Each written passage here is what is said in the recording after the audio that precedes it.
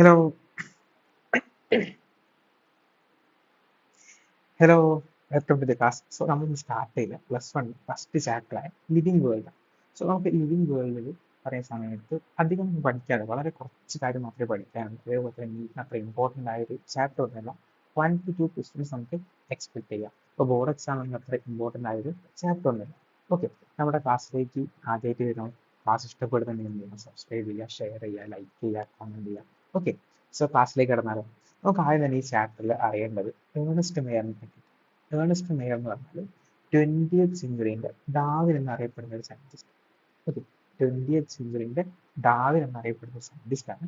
ആ കാര്യം മാത്രം ഈ ഒരു ഇതിൽ അറിഞ്ഞാൽ മതി. ബാക്കി കാര്യങ്ങളൊക്കെ നമുക്ക് പഠിക്കാം. ഇപ്പൊ ലിവിങ് വേൾഡിൽ പോകുന്ന സമയത്ത് നമ്മുടെ നീറ്റിന്റെ സിലബസിൽ എന്താണ് ലിവിങ്, വാട്ട് ഈസ് ലിവിങ് എന്ന് പറഞ്ഞിട്ടൊരു സിലബസിലുണ്ട്. പക്ഷേ നമ്മുടെ ടെക്സ്റ്റിൽ അത് പറയുന്നുണ്ട്. അപ്പം എന്താണ് living, what is living? So അത് നോക്കുന്ന സമയത്ത് വാട്ട് ഈസ് ലിവിങ്, അപ്പം നമുക്കിപ്പോൾ ഒരു വസ്തു അല്ലെങ്കിൽ ഒരു സാധനം അത് ലിവിങ് ആണ് അല്ലെങ്കിൽ നോൺ ലിവിങ് ആണ് നമുക്ക് എങ്ങനെ പറയാൻ കഴിയും? നമുക്ക് ഒരിക്കലും സയന്റിഫിക് ബേസിൽ എങ്ങനെയാണ് പറയാൻ കഴിയും? എങ്ങനെയാണ് നമുക്ക് സയന്റിഫിക് ബേസിൽ പറയാൻ കഴിയും? അതിനൊരു ഡെഫിനറ്റ് ആയ പ്രോപ്പർട്ടി വേണം അല്ലേ? എങ്കിൽ മാത്രമേ നമുക്ക് സയന്റിഫിക് ബേസിൽ നമുക്ക് പറയാൻ കഴിയത്തുള്ളൂ അല്ലേ? അപ്പോൾ ഒരു ഡിഫൈനിങ് പ്രോപ്പർട്ടി ഉണ്ടെങ്കിൽ മാത്രമേ ഉള്ളൂ നമുക്ക് സയന്റിഫിക് ബേസിൽ അത് ലിവിങ് ആണോ അല്ലെങ്കിൽ നോൺ ലിവിങ് ആണോ എന്ന് പറയാൻ പറ്റത്തുള്ളൂ. ഇപ്പൊ നമ്മൾ ഡിഫൈൻ പ്രോപ്പർട്ടി എന്താണ് അതിൽ വരുന്ന പ്രോപ്പർട്ടി? ഒന്നാമത്തെ പ്രോപ്പർട്ടി പറഞ്ഞാൽ എല്ലാ ലിവിങ് തിങ്സും അത് എക്സിബിറ്റ് ചെയ്യും. Every living things should exhibit. അപ്പൊ ആ ഒരു പ്രോപ്പർട്ടി അല്ലെങ്കിൽ ആ ഒരു സംഭവം എല്ലാ ലിവിങ് തിങ്സിലും അതുണ്ടാവും. എങ്കിൽ മാത്രമേ അത് ഡിഫൈൻ പ്രോപ്പർട്ടി ആകാൻ പാടുള്ളൂ. ഇനി അതേപോലെ തന്നെ ഇതെന്ത് ചെയ്യരുത്? ഒരു നോൺ ലിവിങ് തിങ്ങിലും കാണുകയും ചെയ്യരുത്. ഒരു നോൺ ലിവിങ് ഒബ്ജക്റ്റിലും ഇത് ഉണ്ടാവാൻ പാടത്തില്ല.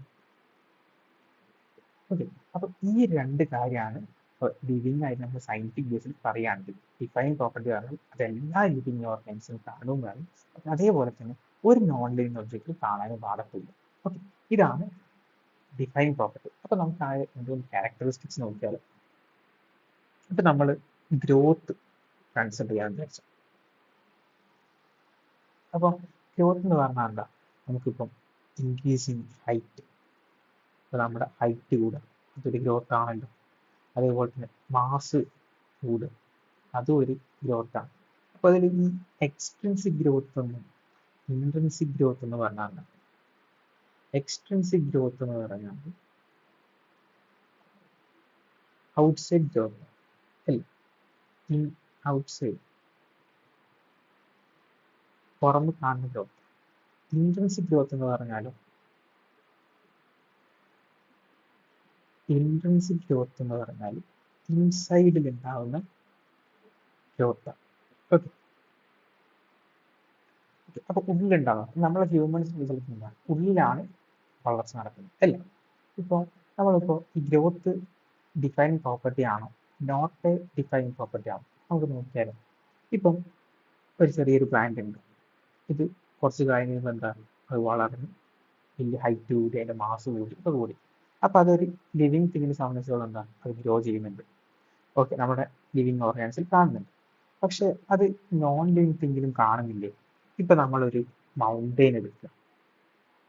മൗണ്ടെയിന് കുറെ കഴിഞ്ഞാൽ ഉണ്ടാവും മൗണ്ടെയിൻ്റെ ഹൈറ്റ് കൂടുന്നുണ്ടാവും, മൗണ്ടെയിൻ്റെ മാസ് കൂടുന്നുണ്ടാവും. ഇനി അത് വരുമ്പോൾ സാൻഡ് കൺസിഡർ ചെയ്യുകയാണെങ്കിൽ മണൽ കൂമ്പാരം ഇങ്ങനെ വന്ന് വന്ന് അടിഞ്ഞ് ഒരു വലിയൊരു മണലിന്റെ കൂമ്പാരം. അപ്പോൾ മണലിന്റെ ഹൈറ്റ് കൂടുന്നുണ്ട്, അതിന്റെ മാസ് കൂടുന്നുണ്ട്, അതിന്റെ സൈസ് മാറുന്നുണ്ട്. അപ്പൊ നോൺ ലിവിങ് തിങ്ങിലും അത് വരുന്നുണ്ട്. നമ്മളൊരു സ്നോ ബോൾ എടുക്കുകയാണെങ്കിൽ ഈ ഒരു സ്നോ ഇങ്ങനെ വന്ന് വീണ് ആദ്യം ചെറിയ ബോൾ പിന്നെ വലിയ ബോളായി മാറും അല്ലെ? അപ്പൊ അതിന്റെ സൈസ് കൂടുന്നുണ്ട്, അതിന്റെ മാസ് കൂടുന്നുണ്ട്. അപ്പൊ അതൊന്ന് നോൺ ലിവിങ് ആയിട്ട് പോലും അതിന്റെ സൈസ് വരുന്നുണ്ട് അല്ലെ? അപ്പൊ നമുക്ക് എന്ത് പറയാം? ഇതൊരു ഡിഫൈൻ പ്രോപ്പർട്ടി അല്ല. ഗ്രോത്ത് ഒരു ഡിഫൈനിങ് പ്രോപ്പർട്ടി അല്ല അല്ല ഗ്രോത്ത് ഒരു ഡിഫൈൻ പ്രോപ്പർട്ടി അല്ല.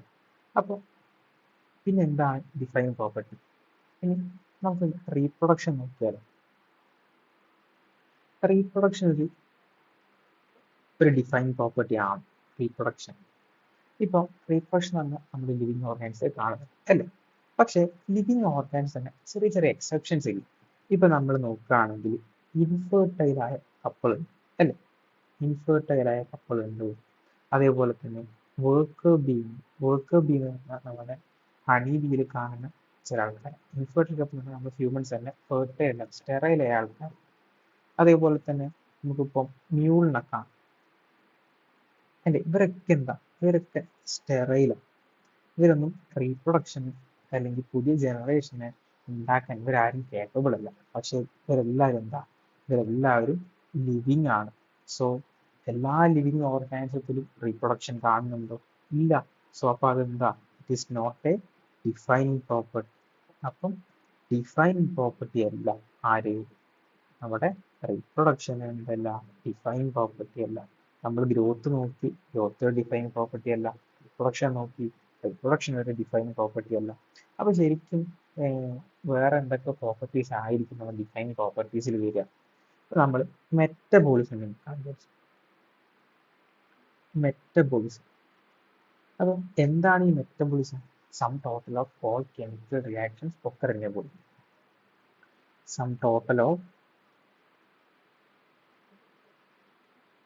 Sum total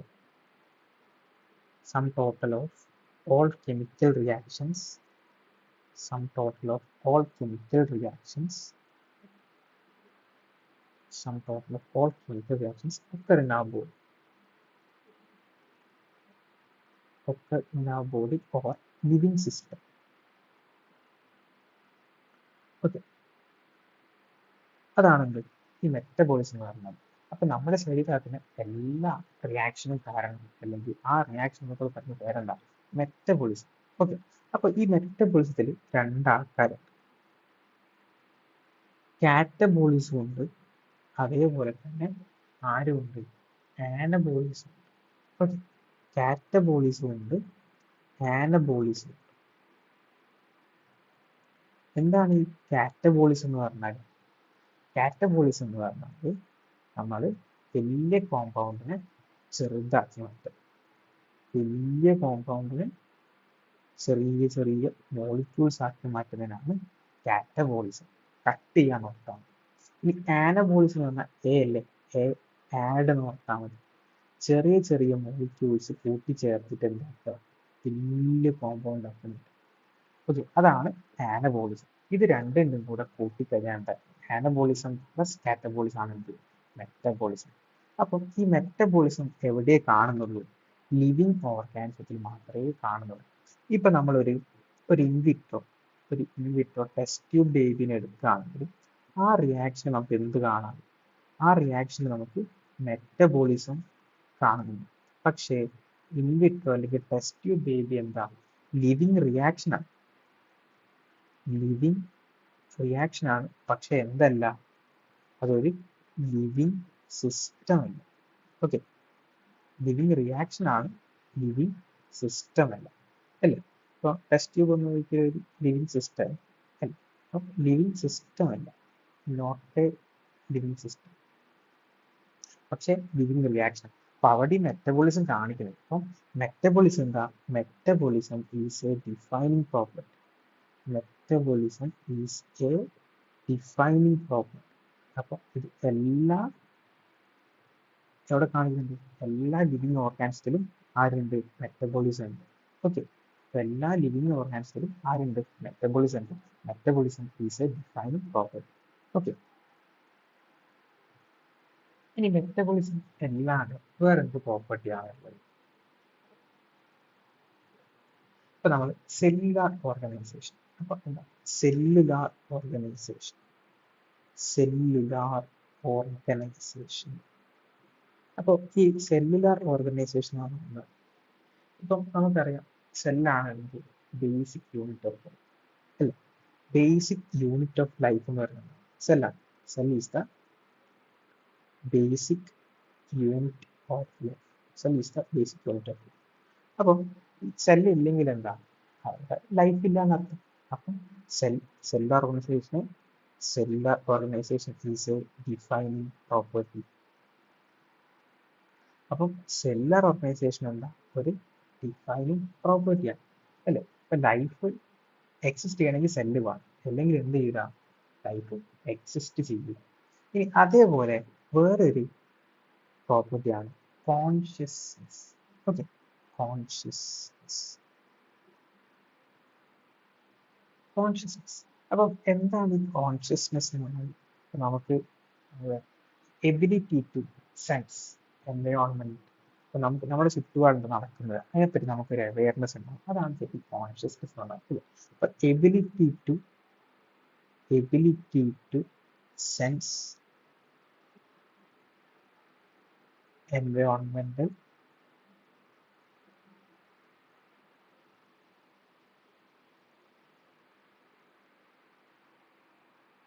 ability to sense environmental response and respond to stimuli.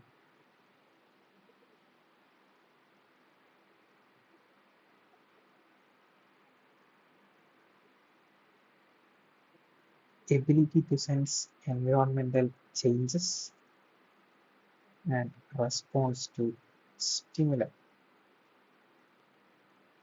അപ്പം ഇതൊക്കെ പറഞ്ഞാൽ എന്താ, ഇപ്പൊ നമ്മൾ ഇതിൽ തന്നെ ഫിസിക്കൽ ഉണ്ട്, കെമിക്കൽ ഉണ്ട്, അതേപോലെ തന്നെ ബയോളജിക്കൽ ഉണ്ട് അല്ലേ.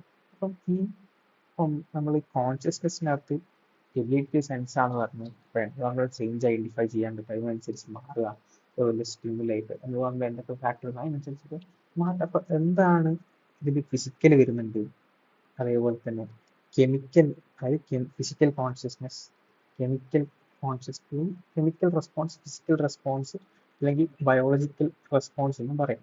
ഓക്കെ, അപ്പം എന്താണ് ഈ ഫിസിക്കൽ റെസ്പോൺസ് എന്ന് പറഞ്ഞാൽ?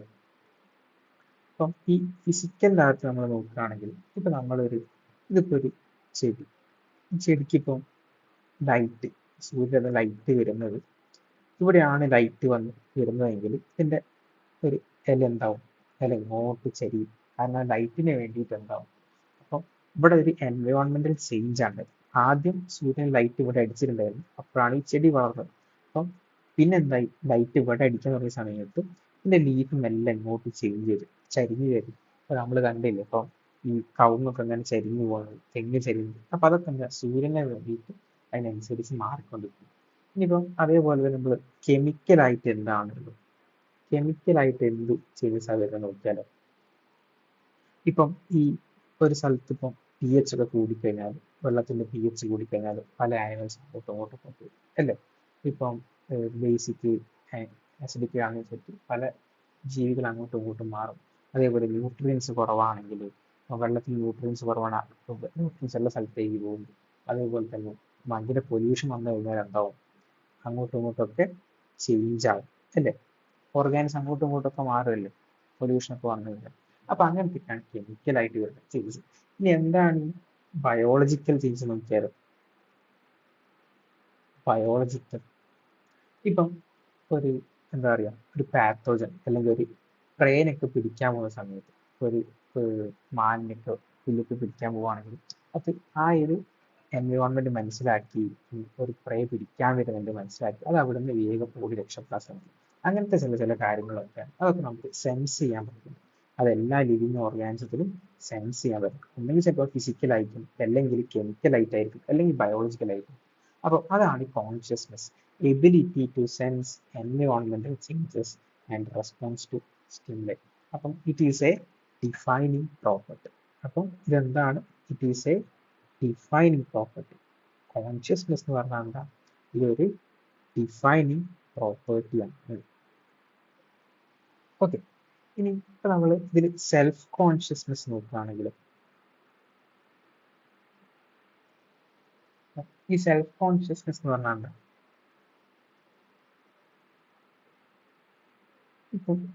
ഇപ്പൊ നമ്മൾ ഇത് ഹ്യൂമൻസിന് മാത്രമേ എന്തുള്ളൂ, സെൽഫ് കോൺഷ്യസ്നെസ് ഹ്യൂമൻസിന് മാത്രമേ ഉള്ളൂ. അപ്പൊ നമ്മളോട് എന്ത് കാര്യം പറഞ്ഞാൽ നമുക്കത് കറക്റ്റ് ആയിട്ട് മനസ്സിലാവും, നമുക്ക് തിരിച്ച് റെസ്പോണ്ട് ചെയ്യാൻ പറ്റും. അതേപോലെ ഇപ്പൊ ഒരു പ്ലാന്റിനോട് പോയി സംസാരിച്ച പ്ലാന്റ് റെസ്പോണ്ട് ചെയ്യും അല്ലേ.